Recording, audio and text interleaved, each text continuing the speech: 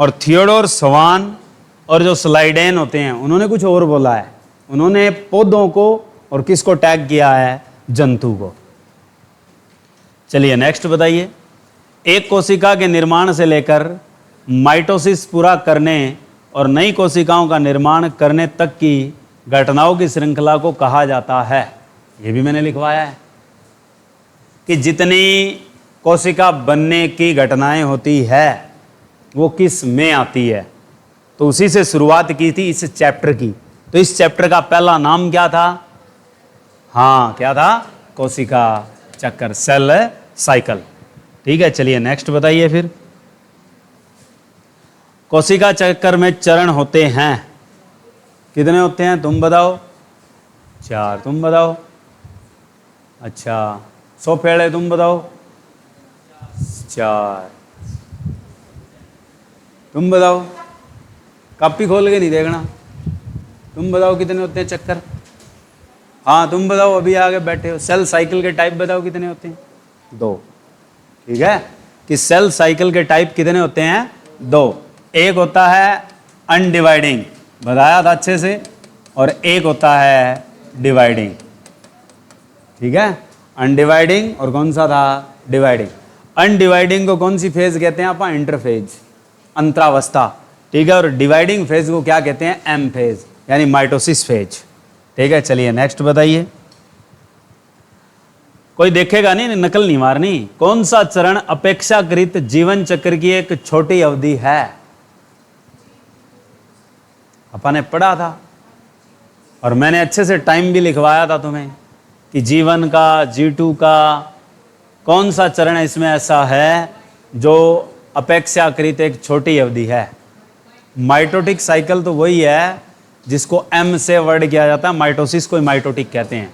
ठीक है, और M के पास थी S चरण, जीवन चरण, और क्या थी? G2 चरण।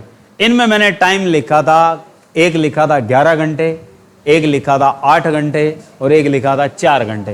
तो अब बताओ इसमें से कौन सी छोटी है? तो वो कौन सी थी? आपकी G2। तो G2 का टाइम यहाँ लगभग कितना लिखवाया था?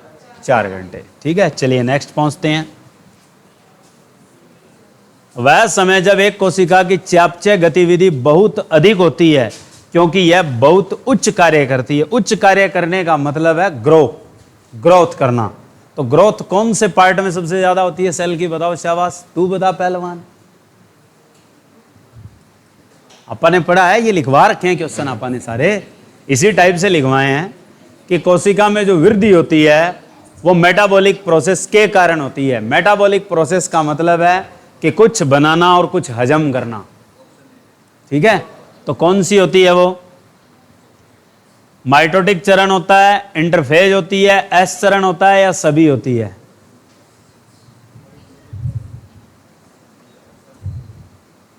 माइटोटिक चरण, इंटरफेज, क्योंकि माइटोटिक चरण में क्या आते हैं? अलग हिस्से होते हैं। इंटरफेज में क्या होते हैं? 3 हिस्से होते हैं। एस चरण में क्या होता है? सिंथेसिस होता है। तो सभी हम ऑप्शन नहीं लगा सकते। एस चरण का भी ऑप्शन नहीं है, क्या लगाएंगे हम? इंटरफेज। तो इंटरफेज में ही पहली जो प्रोसेस होती है वो ग्रो की होती है, तो इसलिए हम ऑप्शन सही से क्लिक करेंगे तो क्या आएगा? इंटरफेज। चलिए नेक्स्ट बताइए। इंटरफेज को कितने चरणों में विभाजित किया गया है? आप बताओ, आप बताओ। इंटरफेज को कितने पार्ट में डिवाइड किया गया है? 4। इधर बताओ इंटरफेज को। हाँ तुम बताओ। अच्छा, लास्ट वाले बताओ तीनों, सोफे वाले हो। इंटरफेज को, इंटरफेज में मैंने 3 नाम लिखे थे, G1, फिर लिखा था S, फिर लिखा था G2। तो कितने हुए? अब 4 क्यों बोल रहे हो? ठीक है, M उससे आगे की है। इंटरफेज कौन सी होती है? नाम इंटरफेज पूछा है, तो इंटरफेज कौन सी अवस्था होती है? अनडिवाइडिंग होती है। चक्कर 2 थे, एक चक्कर था डिवाइडिंग का और एक चक्कर था अनडिवाइडिंग। तो अनडिवाइडिंग को क्या कहते हैं आप? इंटरफेज। तो इंटरफेज के कितने भाग थे? 3। तो उसमें था G1, S और कौन सा था? G2। चलिए नेक्स्ट बताइए। जो M आता है वो डिवाइडिंग पार्ट में लिखा जाता है। वो मैंने एक कोशिका बना के बताया था कि एक कोशिका है, उसके क्या क्या हिस्से हैं। जब वो क्या है, चक्कर में चलती है, जब उसका विभाजन होगा, पहले आएगा G0, विश्राम में चलता है, बिल्कुल कुछ नहीं करता, फिर G1 चयापचय क्रिया करता है, फिर क्या आता है S, फिर क्या आता है G2, ये एक हिस्सा है। फिर कौन सी प्रोसेस आती है M आगे चलकर कितने भाग में बंटता है, 4 में। चलिए, कौन सा चरण कोशिका चक्कर का सबसे लंबा चरण है, आप बताओ, हाँ तुम बताओ। G1। G का मतलब क्या है, कह दो जी, गप मारना, बस शब्द तो ऐसा ही लिखवाया था ना मैंने, आप बताओ G का क्या मतलब है। G स्टैंड्स फॉर, कह दो जी, गप मारना। अब गप में ही शब्द है, एक ही मात्रा लगा दो, क्या बन जाएगा, गैप। ठीक है, तो इसमें कौन सा चरण ऐसा था जो सबसे लंबा था, G1। ठीक है, चलिए नेक्स्ट बताइए। G1 चरण के दौरान क्या होता है, शुरू हो जाओ, हाँ इधर बताओ, पहले बेंच वाले चारों। G1 में क्या होता है, लिखवा रखा है, पहली लाइन क्या है, प्रोटीन की आपूर्ति बढ़ती है, क्योंकि चयापचय प्रोसेस होती है, मेटाबॉलिक हो रही है, ग्रो कर रही है। ठीक है, दूसरा क्या है, कोशिकांगों की संख्या बढ़ती है, बताया था ना कि कोशिकांग बढ़ेंगे इसमें। ठीक है, उसके बाद विभिन्न एंजाइमों का संश्लेषण भी होता है, यानी संश्लेषण कार्बोहाइड्रेट वसा के लिए भी होता है। प्रोटीन की आपूर्ति बढ़ती जाती है, खपत होती है, ऊर्जा चाहिए, तो ग्रो कर रही है, तो प्रोसेस कौन सी हो रही है, सारी हो रही है। ठीक है, चलिए नेक्स्ट। हाँ भाई, लास्ट सोफे वाले बताएंगे कि कौन सा चरण संश्लेषण है, which phase be synthesize phase. नाम याद रखना बहुत आसान है। सिंथेसाइज में पहला अक्षर क्या आता है, एस, बात उतर आ गया, बात ही खत्म। सिंथेसाइज का मतलब एस, तो उस फेज को क्या कहते हैं, एस फेज ही कहते हैं, क्योंकि एस का मतलब ही क्या था, सिंथेसाइज था। ठीक है, चलिए नेक्स्ट बताइए।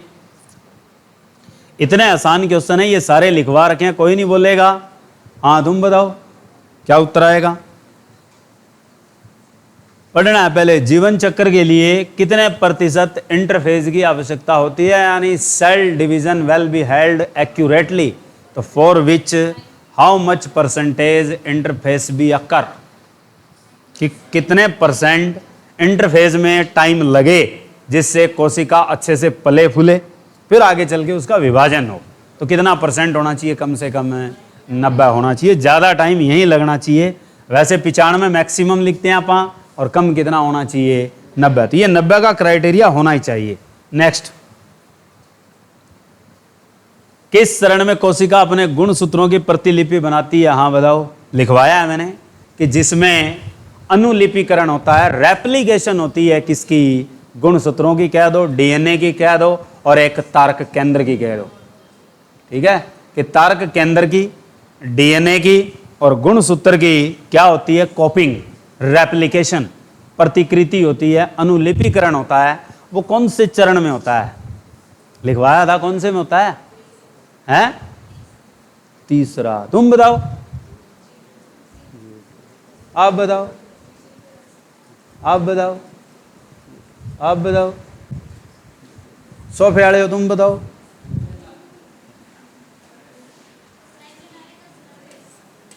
अच्छे से बताया था कि इस क्वेश्चन को अच्छे से रट्टा मार लेना, कभी भी प्रतिलिपि शब्द आ जाए कोशिका चक्र के चलते, कौन से चरण में आएगा, सिंथेसिस में आएगा, एस में आएगा, और ये क्वेश्चन ऐसे ही पूछा जाता है। आगे नेक्स्ट बताओ, प्रत्येक गुण सूत्र में कितने सिस्टर क्रोमेटिड्स होते हैं, यानी कितनी भुजाएं होती है गुण सूत्र की, 2। ठीक है, 2 होती है, तो उत्तर क्या है हमारे पास, 2। तो 2 सिस्टर क्रोमेटिड्स होते हैं इन 1 क्रोमोसोम्स। चलिए नेक्स्ट बताइए। इंटरफेज का वह चरण जिसमें कोशिका प्रोटीन तैयार करती है और जो माइटोसिस के लिए आवश्यक है, बताओ। प्रोटीन बनाती है जो माइटोसिस होने के लिए अति आवश्यक है। आगे बताओ, इधर बताओ, हाँ उधर बताओ। सब डंका लिखा हुआ है, तैयार करना मतलब बनाना, बनाने को इंग्लिश में क्या बोलेंगे, सिंथेसिस। सिंथेसिस के लिए पहला अक्षर क्या है, बस वही तो उत्तर है तुम्हारा, क्या आएगा, एस चरण। ठीक है, चलिए नेक्स्ट बताइए। किस चरण में कोशिका विभाजन बंद कर देती है? बताओ। एज ए डिटो लिखवा रखा है और ये क्वेश्चन आए हुए हैं सारे, ये एसएससी में आए हुए हैं और रेलवे में आए हुए हैं। आगे बताओ क्या आएगा? जहां कोशिका डिवीजन नहीं करती। हाँ आगे, हाँ इधर, हाँ उधर पहलवान तो बता। हाँ सोफे वाले हो, लास्ट बेंच वाले हो, क्या आएगा कि then cell undergoing be at rest G naught. अच्छे से लिखवा रखा, कॉपी में चेक कर लेना। विश्राम अवस्था उसी को कहते हैं, ठीक है। कुछ कोशिकाएं जो अनिश्चित काल तक जी नॉट में रहती है। 5 स्टार क्वेश्चन है ये, नीट तक के एग्जाम में पूछा जाता है ये, और तुम्हारे लिए भी बेस्ट कीमती क्वेश्चन है कि कुछ कोशिकाएं जो इनफाइनाइट टाइम तक कौन सी स्टेज में रहती है? जी नॉट स्टेज में रह सकती है। तो वो कौन सी कोशिकाएं हो सकती है? ये क्वेश्चन तुम अगर पढ़ोगे तो डायरेक्ट याद रखो कौन सी सेल होती है? न्यूरॉन।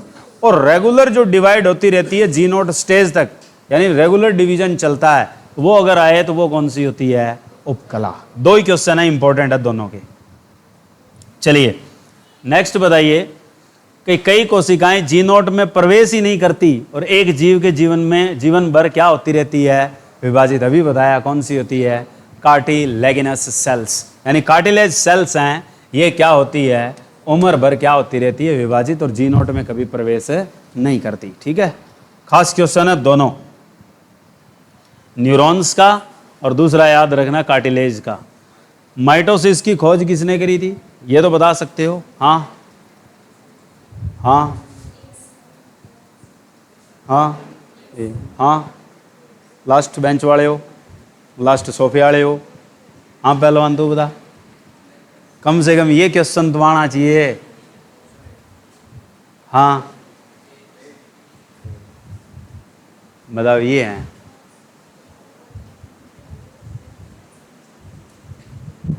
तू बता पहलवान, चल तेरे पीछे कोई है ही नहीं, तू ही बताएगा। हाँ, इससे आसान तो क्वेश्चन हो नहीं सकता। हाँ तू बता क्या आएगा? मैंने कहा था ना कि तुम धूड़ में लठ मारोगे जरूर। ठीक है, धूड़ी पड़नी है फिर ऊपर। ठीक है, और कुछ पल्ले बचना ही नहीं। ठीक है, तो वाल्टर फ्लेमिंग, वॉल्टर फ्लेमिंग कह दो, वाल्टर फ्लेमिंग कह दो। मैंने कहा था 2 शब्द होंगे फ्लेमिंग के लिए, एक आएगा वॉल्टर और वॉल्थर, और एक आएगा अलेक्जेंडर। अलेक्जेंडर पे कभी क्लिक नहीं करना, दूसरा फ्लेमिंग है, वो आंसर है। ठीक है, तो अलेक्जेंडर फ्लेमिंग किसके लिए फेमस है? तुम्हें अच्छे से बता रखा है, पेनिसिलिन के लिए। कि पेनिसिलिन की जो डिस्कवरी की है वो किस बंदे ने की है? अलेक्जेंड्रा फ्लेमिंग ने की है। चलिए ये बताओ, माइटोसिस की खोज कब हुई थी? ये सिंपल सीधा हिट एंड ट्रायल में याद रखो, 1880 के दशक, 1880 से 1882 में था वो। ठीक है, चलिए नेक्स्ट बताइए। एक कोशिका विभाजन जिसमें एक कोशिका 2 स्वतंत्र कोशिकाओं में विभाजित हो जाती है क्या कहलाती है? कि एक कोशिका से 2 ही बने, लिखवाया था कि एक कोशिका से 2 डॉटर सेल बनती है, वो कौन से में बनती है? हैं? हाँ, किस में बनती है? समसूत्री। समसूत्री को आप वैसे लिखते क्या है? माइटोसिस। तो माइटोसिस में कितनी मिलती है तुम्हें? 2 मिलती है, और दोनों की दोनों कैसी होती है? 2n से 2 कोशिकाएं बनेगी, और दोनों की दोनों कोशिकाएं जो डॉटर सेल होंगी वो भी कैसी होंगी? 2n वाली होगी। 2n वाली कोशिका को क्या कहा जाता है? कौन सी कोशिका कहा जाता है? डिप्लॉयड सेल्स, यानी द्विगुणन। चलिए, कौन सी कोशिकाएं युग्म उत्पन्न करती है? तुम बताओ। Which cells be produce gametes? हाँ इधर बताओ चारों। हाँ तुम बताओ। क्वेश्चन ना लिखो जाए, क्वेश्चन बाद में लिख लेना, पहले इसको ध्यान से देखो है क्या, यूँ सोच लो पेपर ही दे रहे हो। हाँ तू बता पहलवान। कौन सी ऐसी, ये मैंने क्वेश्चन स्पेशली लिखा था कि इसको अच्छे से याद रखना, और यूं ही पूछा जाता है और यूं एग्जाम में आता है। और इस क्वेश्चन में बड़ा क्या कन्फ्यूज़न है कि जो हमें ज़िंदगी देती है, जिससे हम पैदा हुए हैं, वही कोशिकाएं हैं। और हम किससे पैदा हुए हैं? जर्म लाइन सेल से, रिप्रोडक्टिव सेल से। तो रिप्रोडक्टिव सेल ही क्या पैदा करती है? युग्मक। और रिप्रोडक्टिव कोई 2 सेल के नाम बताओ तुम। हाँ, कौन से होते हैं? हाँ पहलवान, तुम बता कि जिससे हम बने हैं, उन 2 कोशिकाओं के नाम बताओ। हाँ पीछे सोफे वाले हो, कि जिससे हमें मनुष्य का जन्म मिला है, चाहे हम किसी योनि में जाएं फिर भी हमें क्या इन 2 से ही जन्म मिलेगा। माँ बाप होंगे हमारे, ठीक है, चाहे 84 लाख योनियों में हम कहीं भी चले जाएं, हमारा क्या जो जनन है वो 2 से मिलके ही बनेगा। एक होगा शुक्राणु और एक होगा अंडाणु। वो स्थिति अलग होगी कि वहाँ पे वो कैसे होंगे। तो ये क्या है आपकी जर्म लाइन जो कोशिकाएं होती है, रिप्रोडक्टिव जो सेल होती है, सपम और ओवम, ये दोनों क्या पैदा करती है आपके पास? युग्मक। सपम और दूसरी क्या है? ओवम। ठीक है। और वैसे अगर सपम और ओवम की बात करें तो ये आती कहाँ से है? ये अगर कोई पूछ ले, बात तो ये भी ठीक है कि हम लोग पढ़ते हैं ना, लाल रक्त कणिकाएं मर जाती है। वो लाल रक्त कणिकाएं मरती नहीं है। जब उनका एक टाइम पीरियड होता है और जब परिपक्व होकर वो बदलाव चाहती है, तो वो बदलाव किस में जाता है? आगे सपम में जाता है। ठीक है, एग्रीगेशन इसी का ही होता है। चलिए, दैहिक कोशिकाएं किससे गुजर रही है? दैहिक का मतलब मैंने लिखवाया था, किसको कहा जाता है? अच्छे से लिखवाया था कि दैहिक का मतलब क्या होता है, जिसे हम एक थ्योरी में भी पढ़ते हैं, जिसकी थ्योरी विज़मैन ने दी थी। 2 थ्योरी दी थी विज़मैन ने, एक समसूत्री विभाजन के लिए और दूसरी दी थी अर्धसूत्री विभाजन के लिए। एक दी थी सोमेटोप्लाज्म, सोमेटिक सेल के लिए। सोमेटिक ही होती है दैहिक। दैहिक का मतलब हमारी त्वचा, रक्त कोशिकाएं और 2 मांसपेशियां कोशिकाएं। ये जो कोशिकाएं होती है, रक्त कोशिकाएं, ये सारी की सारी दैहिक में गिनी जाती है। तो दैहिक वो होती है जो कौन से विभाजन से आती है? हाँ ठीक है, यानी जिसके लिए कौन सी प्रोसेस होती है? माइटोसिस। ठीक है, आगे चलिए, नाभिक का विभाजन जिसे कहते हैं, ये बताइए। शाबाश, ये तो मैंने पहले ही बताया, क्वेश्चन एक पहले ही करवाया था, पहले पीडीएफ में क्वेश्चन करवाया है। ये नाभिक के विभाजन को क्या कहा जाता है, और मैंने लिखवाया भी था कि नाभिक के विभाजन को नाम भी दिया जाता है। और वैसे समसूत्री विभाजन किस से संबंधित है? वो नाभिक से था, पर नाभिक का विभाजन कुछ और कहलाता है। क्या कहते हैं उसे? हाँ, क्या कहते हैं उसे? क्रायोकाइनेसिस। ठीक है, बहुत इंपॉर्टेंट है।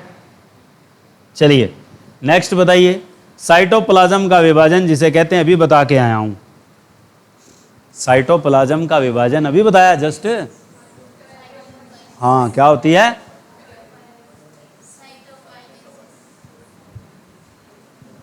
इसने कहा साइटोप्लाज्म का विभाजन जिसे कहते हैं। हाँ सही बोल रहे हैं। एक क्या होता है? नाभिक का विभाजन, उसे तो कहते हैं क्या? क्रायो या कैरियोकाइनेसिस। साइटोकाइनेसिस का मतलब है किसका विभाजन करना है? कोशिका द्रव्य का, या कह दे जीव द्रव्य का, या कह दे प्रोटोप्लाज्म का। इनका जो विभाजन होता है वो होता है साइटोप्लाज्म, और उसे कहते क्या है हम? साइटोकाइनेसिस। ठीक है, आगे नाभिक में आनुवांशिक पदार्थ एक ढीले धागे जैसे रूप में होता है, जिसे कहा जाता है, हाँ क्या कहा जाता है? जिसे क्रोमेटिन। और क्रोमेटिन से किसका निर्माण होता है? गुणसूत्र का। ये बात किसने बोली थी? अब भूल गए हम। फ्लेमिंग ही, कि तुम्हें बताया है कि गुणसूत्र का क्वेश्चन आए।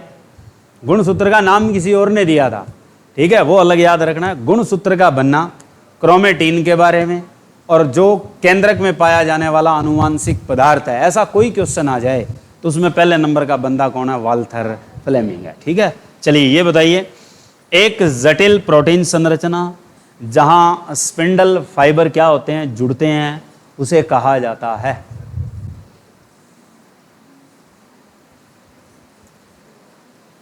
गुणसूत्र की दोनों भुजाएं जिस बीच के केंद्र पर जुड़ी होती है, उसे नाम अलग दिया जाता है। और गुणसूत्र के जिस भाग या प्रोटीन की जिस संरचना से जो स्पिंडल फाइबर जुड़ते हैं, उसे नाम कुछ और दिया जाता है। बस इतना ही फर्क है दोनों में।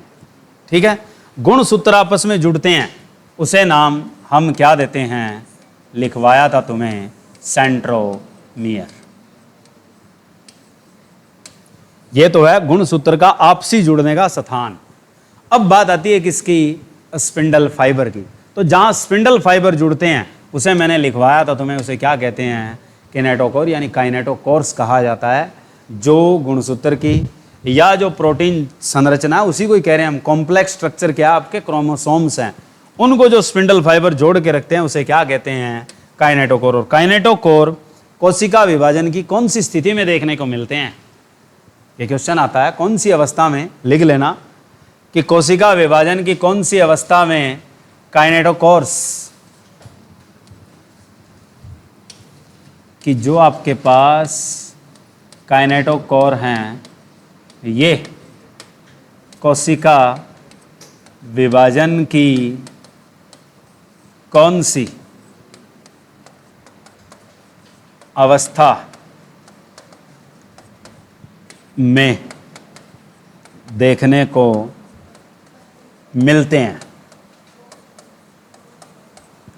कि जो काइनेटोकोर बनता है स्पिंडल फाइबर के द्वारा। तो मैंने आपको जब कोशिका विभाजन करवाया है पहले वाला, उसमें स्पिंडल फाइबर का निर्माण, तर्कु तंतु का निर्माण कौन सी अवस्था में शुरू होता है, बस वही उत्तर है। कौन सी होती है, पहली अवस्था। यानी एम जब फेज स्टार्ट होती है उसकी जो पहली अवस्था होती है वो क्या होती है, पूर्वावस्था। पूर्वावस्था को हम इंग्लिश में क्या कहते हैं, प्रोफेज। तो यानी ये स्थिति आपको कहाँ देखने को मिलेगी, प्रोफेज में देखने को मिलती है, पक्का कर दो। ठीक है, तो काइनेटोकोर्स जो हैं, जो एक जटिल प्रोटीन संरचना के साथ किसको जोड़ते हैं, स्पिंडल फाइबर को जोड़ते हैं, तो वो चीज़ क्या होती है, काइनेटोकोर। कौन सी अवस्था में देखने को मिलती है, प्रोफेज, पूर्वावस्था में। चलिए नेक्स्ट बताइए, ये वाला कि स्पिंडल फाइबर के जटिल सेट के रूप में जाना जाता है। जटिल सेट के रूप में जाने का मतलब है कि पूर्ण रूप से विकसित हो जाता है। तो स्पिंडल फाइबर पूर्ण रूप से विकसित कब होते हैं, लिखवाया था तुम्हें कि जब कोशिका विभाजन होता है उसकी कौन सी अवस्था में ये तर्कु तंतु पूर्ण रूप से विकसित हो जाते हैं। तो वो एक इक्वेटर लाइन बनाते हैं, उस इक्वेटर लाइन को हम इक्वेटर प्लेट भी कहते हैं। अब बता दो, हाँ क्या होती है, माइटोटिक स्पिंडल, यानी माइटोटिक स्पिंडल ही तो कहते हैं। यानी एम प्लेट, यानी जो आपकी मेटाफेज है, मेटाफेज माइटोटिक स्पिंडल कहते हैं। कि जो मेटाफेज होती है इसको हम स्पिंडल के लिए, स्पिंडल फाइबर के लिए एक नाम और देते हैं, वो क्या होती है आपके पास, माइटोटिक फेज। कि स्पिंडल फाइबर के चलते माइटोटिक फेज कौन सी होती है, मेटाफेज ही होती है। तो इसलिए इसको हम स्पेशली वर्ड क्या देते हैं, माइटोटिक स्पिंडल। ठीक है, क्योंकि मेटाफेज में ही स्पिंडल क्या होते हैं, पूर्ण रूप से विकसित होते हैं। ये आपने लिख रखा है। ये बताओ शाबाश, क्रायोकिनेसिस के किस चरण में केंद्रक आवरण की सतह दिखाई देती है। अब पता होना चाहिए कि दिखाई कब देती है, केंद्रक विलुप्त कब हो जाता है, तुम बताओ, और दोबारा कब आ जाता है, तुम बताओ, तुम भी बताओ, तुम चारों बताओ। कि केंद्रक विलुप्त प्रारंभ हो जाता है और विलुप्त हो भी जाता है और दोबारा आ जाता है। तो पहले चरण में अंत में जाके क्या हो जाता है, खत्म हो जाता है, विलुप्त हो जाता है। तो इसका मतलब वो पहली अवस्था कौन सी है, जहां इसकी ये मेम्ब्रेन दिखाई देगी, केंद्रक झिल्ली दिखाई पड़ती है। तो कौन से में दिखाई पड़ती है, एक तो प्रोफेज, और प्रोमेटाफेज का मतलब होता है मेटाफेज से पहले। तो मेटाफेज से पहले ही होती है ये कहानी। इसका मतलब ऑप्शन क्या बनता है, ए और बी दोनों बनते हैं। ठीक है, चलिए ये बताओ, कौन से अंगक स्पिंडल विभाजन के दौरान नहीं बनते। यानी ऐसी कौन सी कोशिकाएं होंगी जिनके विभाजन में स्पिंडल फाइबर आपके नहीं बनते, या इनके स्पिंडल फाइबर के बनने से कौन सी कोशिका विभाजन संभव नहीं है? बताओ। करवा रखा ही है क्वेश्चन वैसे पहले। उधर बताओ, हाँ इधर। हाँ जी महाराजो, तुम बताओ। लास्ट बेंच आड़े हो, अब लास्ट पे तो कोई और बैठा, उससे पहले आड़े हो, सोफे आड़े हो। तुम बता पहलवान, लगा दिमाग। यूं बात नहीं बनती। बिना सांप के बीन बजाना मतलब गला पछुलाना, ठीक है? वो बात है हमारे साथ। तो क्या आना है? यूकैरियोट तुम्हारा आंसर कभी नहीं हो सकता, क्योंकि यूकैरियोट में हम, मैं, जंतु और पौधे हैं, जहां स्पिंडल फाइबर बनने ही बनने हैं, ठीक है? रहेगी बात प्रोकैरियोट। तो वायरस तो क्या है आपके पास पहले से पता कुटा हुआ है। क्यों? क्योंकि ये कभी कोशिका के सतर तक पहुंचता ही नहीं है। कोशिका सिद्धांत का क्या है? अपवाद है, ठीक है? रहेगी बात क्या? बैक्टीरिया। बैक्टीरिया किसके अंतर्गत आता है? प्रोकैरियोट। तो ऑप्शन क्या लगाओगे तुम? प्रोकैरियोट। जितने भी प्रोकैरियोट हैं उनमें कभी भी स्पिंडल विभाजन है नहीं होता, ठीक है? चलिए नेक्स्ट बताइए। गुणसूत्र समय को कोशिका के भूमध्य रेखा के साथ व्यवस्थित करते हैं और बनाते हैं। अब भूमध्य रेखा आ गई। भूमध्य रेखा को क्या कहते हैं इंग्लिश में? तुम बताओ। भूमध्य रेखा क्या कहलाती है इंग्लिश में? तुम बताओ, तुम बताओ, तुम चारों महाराज बताओ। हैं? Equator line. क्या कहते हैं? इक्वेटर लाइन, ठीक है? इक्वेटर लाइन जो है उस पे आपके पास गुणसूत्र क्या हो चुके हैं? व्यवस्थित हो चुके हैं। तो कौन सी अवस्था में होते हैं? ये लिखवाया था कि उस भूमध्य रेखा पर गुणसूत्र अपने आप को क्या कर लेते हैं? व्यवस्थित कर लेते हैं स्पिंडल फाइबर के साथ जुड़ के, ठीक है? तो उस दौरान आपकी अवस्था होती है कौन सी? मेटाफेज। और उसी में क्या बनती है? एक प्लेट, उसका नाम उस प्लेट के साथ आ जाएगा। क्या नाम बन जाएगा? मेटाफेज। प्लेट उतरा लिया, ठीक है? ये सिंपल याद रखो भाई, यूं थोड़ी होता है। क्योंकि तुम्हें बताया था कि जहां कहीं भी भूमध्य रेखा शब्द आ जाए कोशिका विभाजन के लिए तो तुमने क्या ढूंढना है? मेटाफेज शब्द ढूंढना। आ गया उत्तर, ठीक है? चलिए नेक्स्ट बताइए। इसीलिए तो वो पहले लिखवाई है तुम्हें कि कौन सा चरण प्रोफेज का उल्टा। कोई नहीं बोलेगा, पूछते हैं। तुम चारों बताओ पहले। टेलोफेज। लास्ट बेंच आड़े हो, क्या आना चाहिए कि प्रोफेज का उल्टा क्या है? लास्ट सोफेड़ा आना चाहिए ये। हाँ पहलवान तू बता कि प्रोफेज का उल्टा क्या होता है? हाँ, तो यानी प्रोफेज का उल्टा क्या होता है? टेलोफेज, ठीक है? बहुत अच्छे, याद रखो। चलिए ये बताओ कि पशु कोशिकाओं में साइटोकाइनेसिस एक प्रक्रिया द्वारा होता है जिसे कहा जाता है। मतलब पशु कोशिकाओं में कोशिका जो विभाजन होती है उसमें कोशिका द्रव्य अलग होता है। तो द्रव्य अलग होता है तो उसमें एक दीवार बनती है। दीवार बनने को क्या कहते हैं? बांटना, तोड़ना। तो इंग्लिश में वर्ड क्या लगता है उसके लिए? क्लीवेज। क्या लगता है? हाँ, बाइनरी नहीं लगेगा, पशु है, पशु में बाइनरी विखंडन नहीं होता, तो किस में आएगा? क्लीवेज, ठीक है? यानी बांटना, ठीक है? आगे चलिए ये बताओ,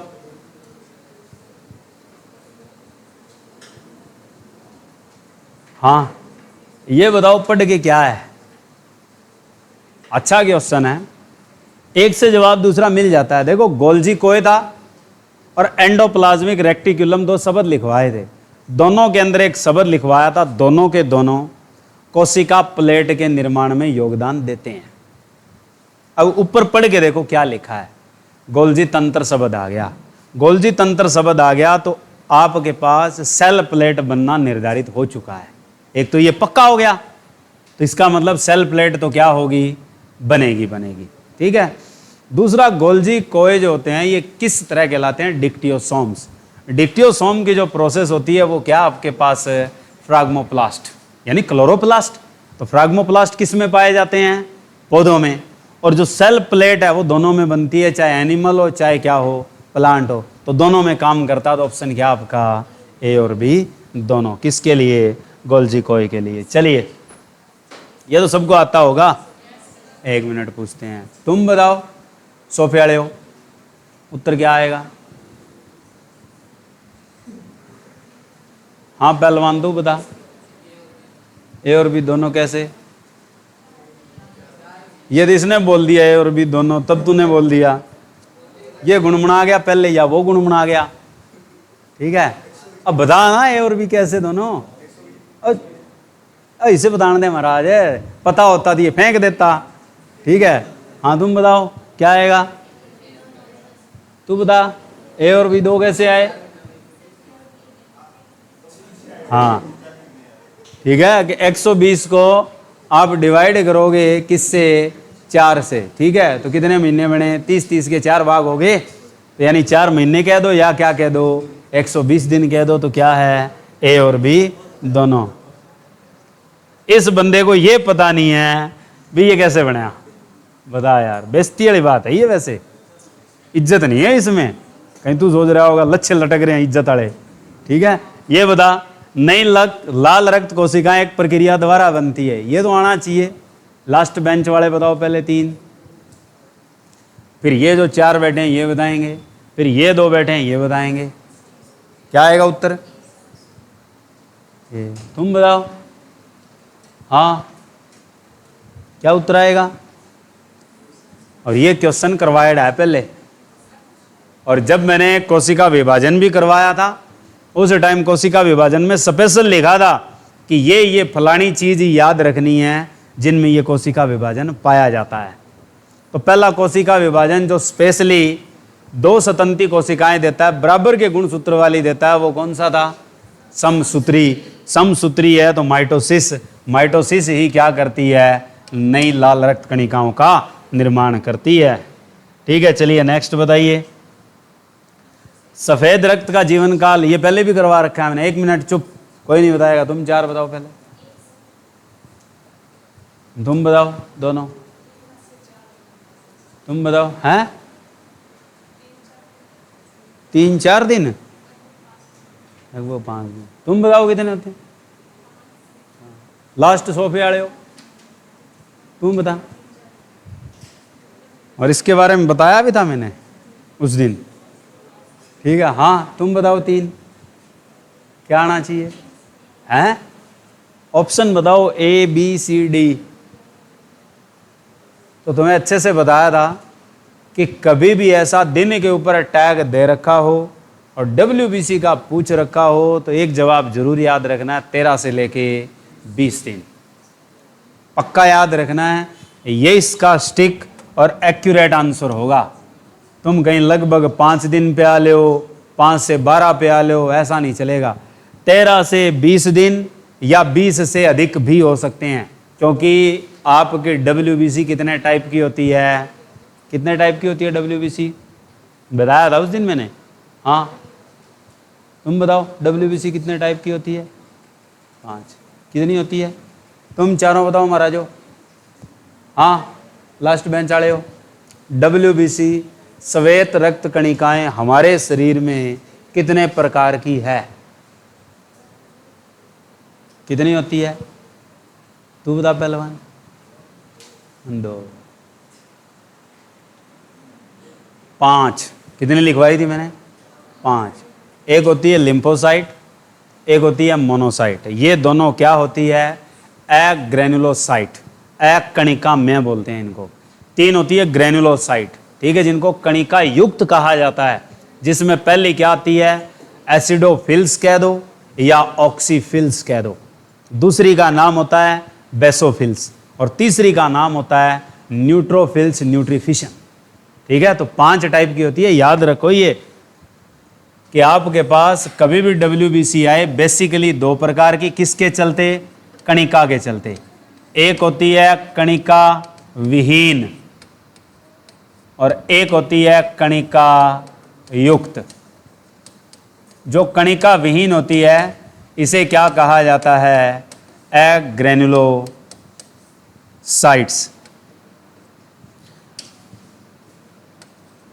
एग्रेनुलोसाइट्स और एक होती है ग्रेनुलोसाइट्स। ये जो होती है ये सबसे छोटी और बड़ी इसी में आती है, लिम्फो लिटल मोनोमैन। ठीक है, तो आपके पास एक होती है लिम्फोसाइट और दूसरी कौन सी होती है, मोनोसाइट। और फिर उसके बाद ये होती है तीन, एक होती है एसिडोफिल्स या जिसे कह दो ऑक्सीफिल्स, और दूसरी होती है बेसोफिल्स,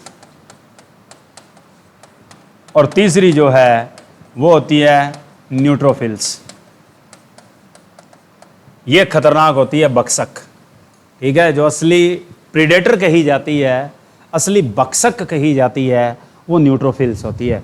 न्यूट्रोफिल्स की अमाउंट सबसे ज़्यादा होती है डब्ल्यूबीसी में। ये भी याद रखनी है कि सबसे ज़्यादा श्वेत रक्त कणिकाएं जो होती है वो कौन सी होती है। तो आपने वर्ड क्या याद रखना है, न्यूट्रोफिल्स वर्ड याद रखना है। और एक मैंने हिपेरिन वाला भी लिखवाया था कि हिपेरिन और हिस्टामिन और सीरोटोनिन कौन पैदा करती है, तो वो बेसोफिल्स करती है। यानी हिपेरिन वाले दिन मैंने बताया था कि हिपेरिन कहाँ से आती है, जो हमारी बॉडी में स्रावित होती है, वो कौन करती है, बेसोफिल्स। हिपेरिन क्या होता है, कभी हिप हिप कर लो और फिर रो लो, तो हिमा नाम बन गया हिपेरिन। तुम बताओ हिपेरिन क्या होता है, हार्मोन है। तुम बताओ हिपेरिन क्या होता है, हाँ हाँ तू बता पहलवान, हिपेरिन क्या होता है। जब मैंने हीमोफीलिया डिजीज करवाई थी उस टाइम मैंने हिपेरिन का जिक्र किया था, और जिसमें एक वर्ड आता है पीटीए। जब मैंने लिखवाया था पीटीए, तो उस पीटीए में भी क्या इसका जिक्र किया था, क्या किया था, पीटीए क्या था, प्लाज्मा थ्रोम्बोप्लास्टिन एंटीसेडेंट। ये क्या बीमारी किससे जुड़ी है, वैसे श्वेत रक्त कणिकाओं से जुड़ी होती है। उसको क्या कहा जाता है, ल्यूकोसाइटोसिस कहा जाता है, ल्यूकोपेनिया कहा जाता है। वो तो थी श्वेत रक्त कणिका का हीमोफीलिया सी, और एक होता है हीमोफीलिया ए और बी, जिसमें किसी व्यक्ति के चोट लग जाए तो रक्त रुकता नहीं है। तो रक्त रुकता नहीं है तो उसमें एक कमी है, किसकी कमी होती है, जीन फैक्टर। और उसमें दूसरा कारण ये भी आता है कि कई बार चोट लग जाए, रुकता नहीं है रक्त, तो उसमें क्या, क्लॉटिंग फैक्टर नहीं है। और क्लॉटिंग फैक्टर कौन सा होता है, थ्रोम्बिन। अब रक्त रगों में भी दौड़ता है, वहां नहीं जमता, वहां जमने से कोई रोकता है, तो रोकता है उसको कहते हैं हम क्या, anti thrombin, anti coagulant agent. उसी को नाम क्या दिया जाता है, हिपेरिन। हिपेरिन क्या चीज है, एक प्रोटीन है। क्या है, प्रोटीन। ठीक है, चलिए नेक्स्ट बताओ भाई, कौन सा जानवर अपने शरीर के अंगों को पुनर्जीवित कर सकता है, ये तो आना चाहिए। They can be reproduce oven organs. ठीक है, चलिए, हाँ छिपकली देखते नहीं हो तुम, पूंछ दोबारा ले आती है। समुद्री तारा, पहले ये बताओ समुद्री तारा कौन से संघ का जंतु है, मैंने लिखवाया था एक दिन। हाँ इकाइनो डर्मेटा, जहाँ तारा शब्द आ जाए वो सारे इकाइनो डर्मेटा है, पक्का कर लो, यही आता है। ठीक है, तो समुद्री तारा अपनी खोई हुई भुजा को खालिस्तान के माध्यम से पुनर्जीवित करता है। तुम बताओ चार, किससे करता है, सी स्टार रिप्रोड्यूस कर सकता है ऑर्गन, बाय विच प्रोसेस और by which method of cell divisions.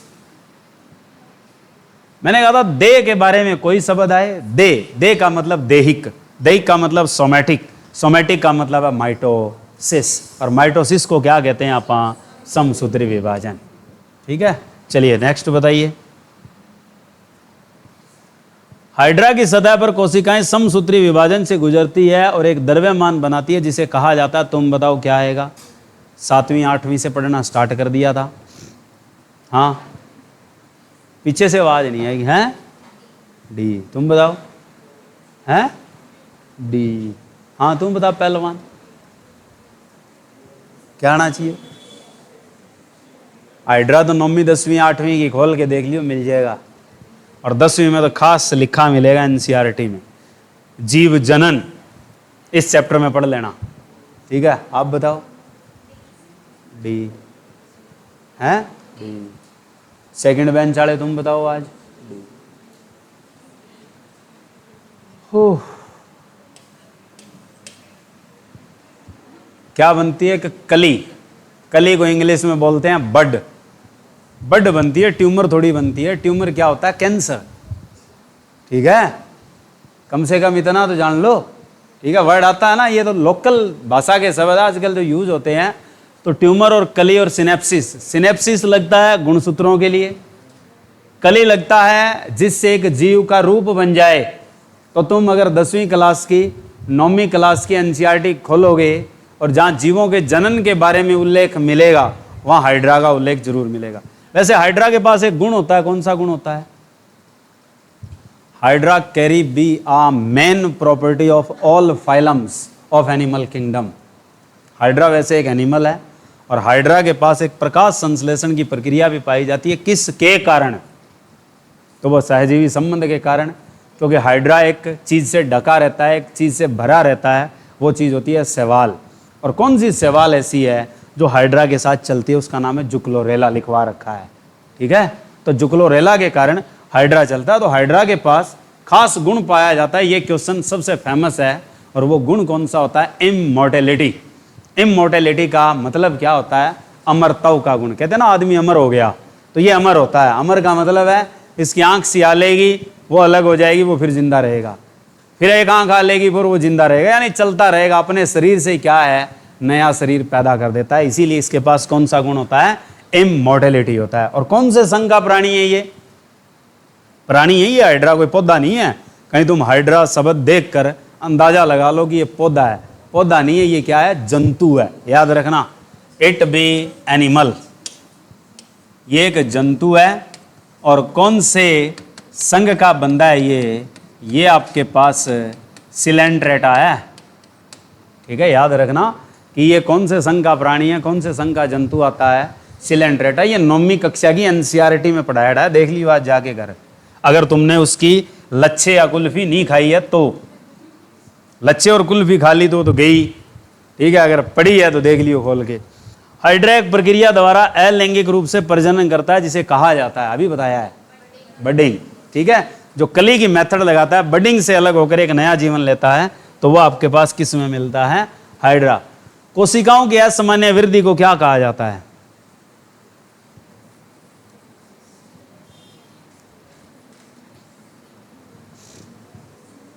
असामान्य वृद्धि का मतलब गांठ बनना, गांठ का रूप हो जाना। और शरीर के किसी भाग में एक अनुपयोगी गांठ बन जाए, जो कोशिकाओं के क्या अतिवर्धन के कारण यानी अतिवृद्धि के कारण पैदा होती है, उसे एक नया नाम दिया जाता है कैंसर। और वो कैंसर क्या होती है आपके पास? ट्यूमर, ठीक है। हाँ, चलिए नेक्स्ट बताओ। खालिस्तान नियंत्रण में त्रुटि से ट्यूमर उत्पन्न होते हैं। किसमें त्रुटि के कारण आपके पास ट्यूमर उत्पन्न होते हैं भाई? ट्यूमर के बनने का मुख्य कारण कौन सा है निम्नलिखित में से? सिंपल है, क्योंकि गांठ बननी है तो उत्तक से बननी है। और उत्तक में जो कोशिकाएं होती है मुख्य तौर पर होती है देहिक। और देहिक का विभाजन कौन सी प्रक्रिया से होता है? माइटोसिस से। तो इसलिए वर्ड क्या आपका? माइटोसिस, ठीक है। नेक्स्ट बताइए। यदि ट्यूमर अपने मूल स्थान पर रहते हैं तो उन्हें क्या कहा जाता है? यानी जिस जगह कैंसर जनित कोशिकाएं हैं वो वहीं रहे, किसी दूसरी जगह ना जाए, किसी दूसरी जगह नुकसान ना पहुंचाए, दूसरी जगह डेंजरस या घातक ना हो, तो उस जगह को स्पेशली वर्ड दिया जाता है, क्या कहा जाता है? सोमेटोमर, ठीक है। चलिए, और अगर दूसरी जगह चली जाती है तो वो क्या हो जाती है? घातक। तो क्या कहोगे? यदि ट्यूमर अन्य मुद्दों पर आक्रमण करता है तब उन्हें कहा जाता है। तो एक तो शब्द हो गया कौन सा? घातक, यानी it is dangerous for another part. और दूसरा क्या होता है? कैंसर जनित, कार्सिनोजेनिक। तो हमारे घरों में प्रयुक्त होने वाले कुछ पदार्थ बताइए जो कार्सिनोजेनिक हैं। कार्सिनोजेनिक का मतलब होता है कैंसर पैदा करने वाले।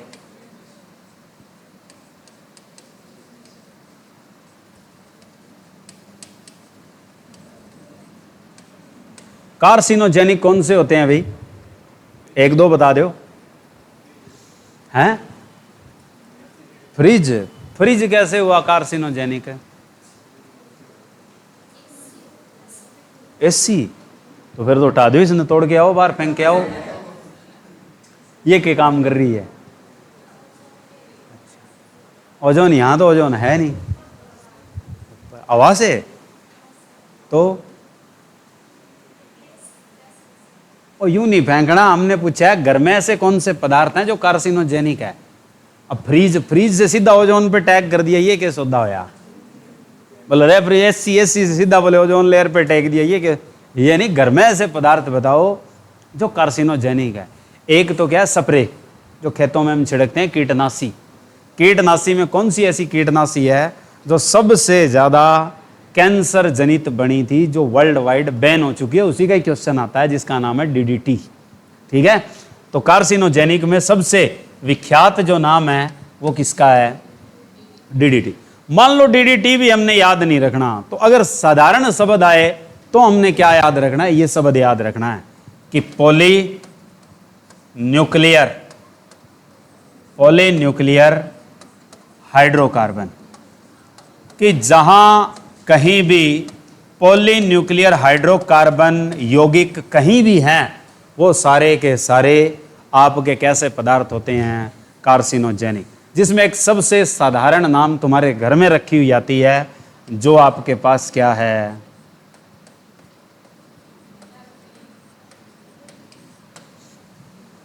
सबसे ज्यादा प्रयोग में करते हैं। बोले कपूर की गोलियां रख दो, कपड़ों में रख दो, मॉथ्स नहीं आएंगे। मॉथ्स क्या होते हैं? घिसारी, ठीक है, जो टपाक से उछलती है। ठीक है, तो उसे रोकने का काम कौन करती है? नेपथलीन टैब्स भी तो करती है। ठीक है, और जो अपने आप क्या हो जाती है? खत्म हो जाती है। तो खत्म होके कहाँ जाती है आप बताओ? कि नेपथलीन की गोलियां अपने आप सुबह हो जाती है, अपने आप ही क्या तब्दील हो जाती है, गुम हो जाती है, विलुप्त हो जाती है। उसके पीछे कौन सी भौतिक प्रक्रिया लगती है? कि विच फिजिकल मेथड और which physical process beyond that naphthalene to be eliminate, कि उसको खत्म कर देती है, साफ ही हो जाती है। इन विच आ स्टेट एक्सचेंज भी अकर, कि जिसमें अवस्था बदलने की एक प्रक्रिया होती है। दैट प्रोसेस भी direct conversion of solid to gas state, कि जिसमें केवल सीधा सॉलिड से यानी ठोस से क्या बनना?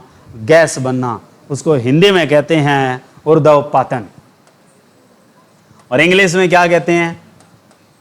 कि विच प्रोसेस भी occur in which direct change of solid state to gaseous state और vapour state, that be known as sublimation. उसे क्या कहते हैं?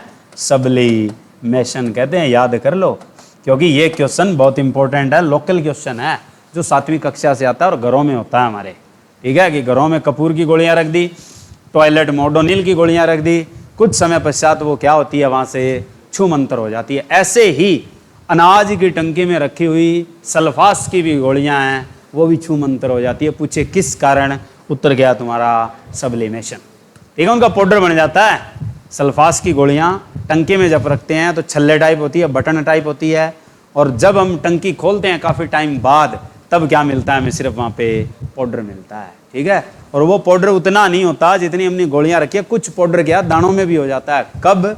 अगर सल्फास की गोलियां रखनी हो तो क्या करना है? ऊपर का पूरा हिस्सा अंदर से कवर करना है पहले, फिर उसके ऊपर गोलियां रखनी है।